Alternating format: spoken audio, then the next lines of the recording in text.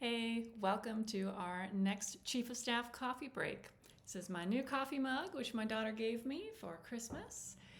And the reason why I like to call these coffee breaks is I envision them as the kind of informal, informative conversation that you and I might have if we went out and grabbed a cup of coffee together.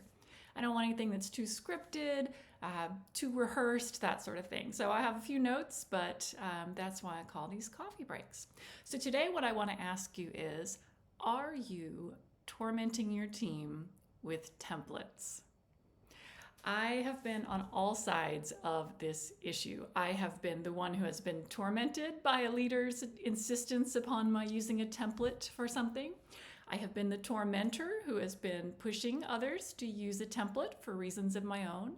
And when I worked as chief of staff, I was often both. I was the person who was doing the tormenting of the leader while feeling tormented along with the team.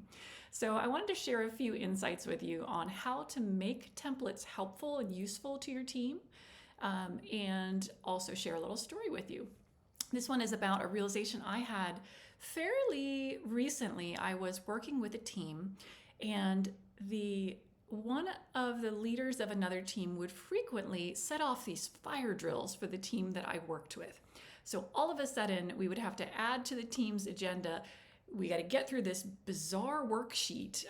Do something like stack rank your hiring plan for next year, or stack rank all of your initiatives. And they didn't make a lot of sense. We didn't really understand, what is this team doing with this information? It just seems like a really frustrating exercise.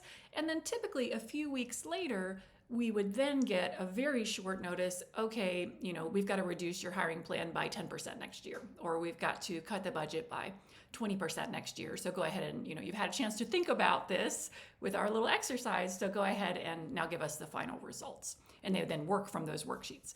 But it just was sort of mystifying.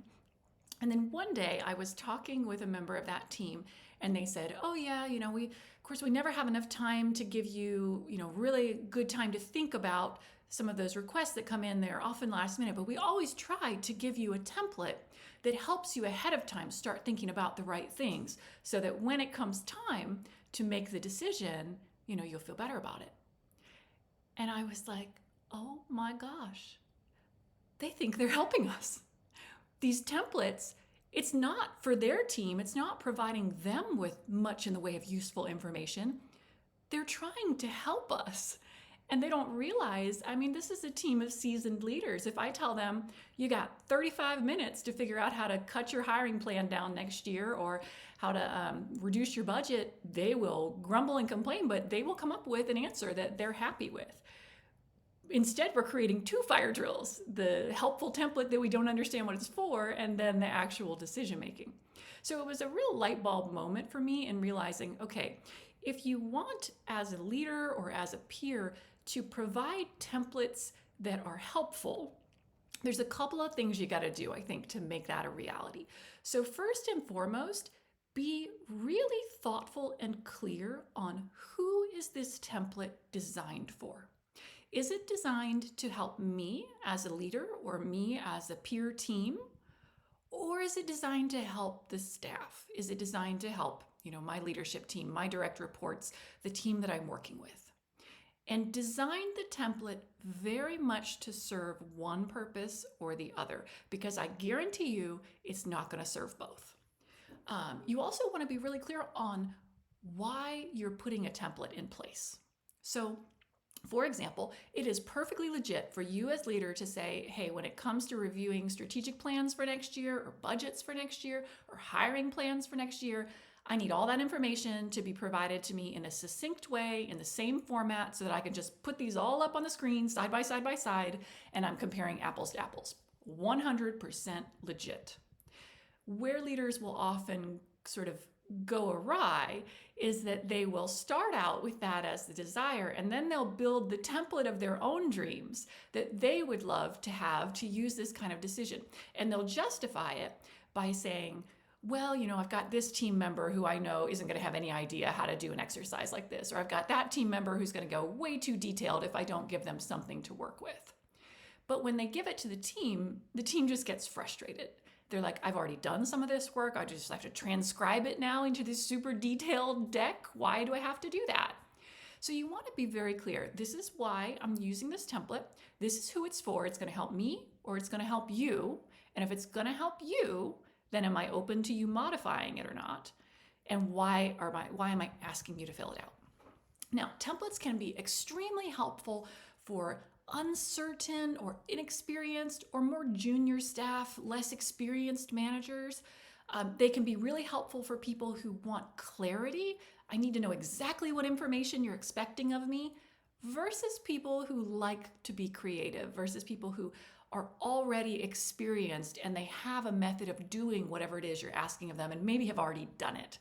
So if I am talking to, I don't know, a vice president, a team of vice presidents, they better know how to do strategic planning. They better already be doing their own planning with their teams for next year. And chances are they are.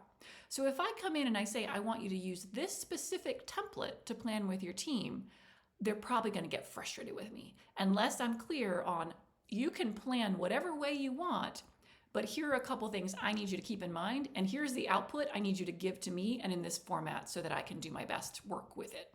That tends to go well. Imposing your own planning process on top of them when they're more experienced, more senior, they usually are not happy about that.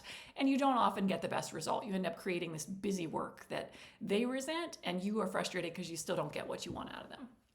But what you can do is you can consider positioning this template as an example rather than a template. So this is meant to show you the desired level of detail that I think should go into your plan for this year, the types of details I'm interested in. And then I just need this first page for my purposes. But I want to make sure that as you're doing your planning, you're not overworking, you're not underworking. And that will also help those folks on the team who are kind of uncertain or just want to know, tell me exactly what you're looking for and I'll give it to you. For people who are maybe less willing to voice that they don't know how to do this, maybe they just, they're in a certain position you think they should know how, but actually they don't, or they're not confident, those examples are also helpful. It can still be essentially a template, but if you say, here's an example, you'll notice some members of your staff are like, okay, great, I'm going to use this as my template. And that's wonderful because you already know you're going to get what you want. So the bottom line is, remember and respect your staff's expertise and their experience. They likely have a territory planning process, a business planning process, a strategy planning process, whatever it is, they have one that works well for them that they probably already put in motion on their own if you leave them alone long enough.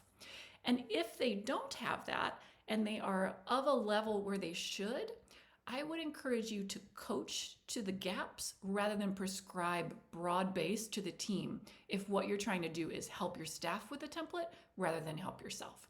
So for example, if one of your VPs goes way too far into the weeds with their detail and they're not great at communicating their plans in a way that anybody outside their team can understand, then you can give them that feedback. You can say, I'm going to give you an example to look at that I think will be more useful than what you gave me last year, which for your purposes probably is what you need. But when it comes time to share it with your peers or share it with sales or share it with HR, it's too much. So I need you to pull it back a level. I'm going to give you this as an example of how you might do that. You might come up with your own, but either way, just know that's something I'm going to be looking for from you this year. So I hope this has been a helpful conversation for you around how to stop potentially tormenting your team with templates, how to help out and step in the middle if you're a team member who is being handed templates and you don't understand why and you're finding them frustrating, or if you're a chief of staff who is in the middle trying to meet everybody's needs. You're not going to get one perfect template that your senior leaders and staff are happy with that also is the perfect template for your team to do their planning. Not if they're experienced. So figure out, is everybody clear on who this template is designed for, what purpose it needs to serve, and it doesn't need to serve every purpose under the sun.